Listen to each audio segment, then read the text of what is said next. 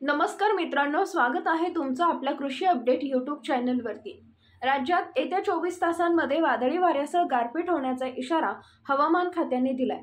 कोणत्या जिल्ह्यात पावसाचा इशारा देण्यात आलाय पाहण्यापूर्वी आपल्या कृषी अपडेट यूट्यूब चॅनलला सबस्क्राइब करून शेजारील बेल आयकॉन प्रेस करा। देशात 31 मेला मान्सूनचे आगमन होण्याचा अंदाज हवामान खात्याने व्यक्त केलाय। त्यापूर्वी आठवडाभरापासून राज्यात अवकाळी पावसाने हजेरी लावली आहे।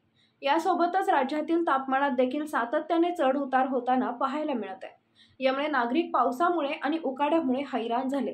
राज्यात एकीकडे उकाडा वाढला असल्याने त्यात पावसाने हजेरी लावली आहे। यामुळे वातावरणात सतत बदल होत असल्याचं पाहायला मिळत आहे।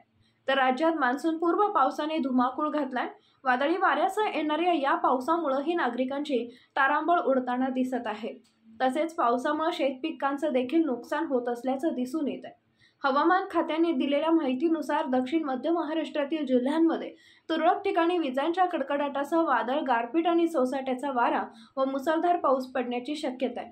तर मराठवाड्यातील जिल्ह्यांमध्ये तुरळक ठिकाणी विजांच्या कडकडाटासह वादळ आणि सोसाट्याचा वारा व हलका ते मध्यम पाऊस पडण्याची शक्यता आहे। यासोबतच कोकण, मध्य महाराष्ट्र, मराठवाडा आणि विदर्भातील जिल्ह्यांमध्ये तुरळक ठिकाणी विजांच्या कडकडाटासह पाऊस पडण्याची शक्यता आहे।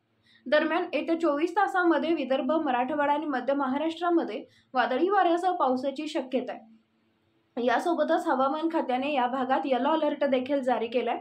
राज्यात येत्या काळात तापमानातील चढउतारही पाहायला मिळणार असल्याचा इशारा हवामान खात्याने दिलाय। यापुढील हवामान अंदाज पाहण्यासाठी चॅनलला सबस्क्राइब करा। धन्यवाद।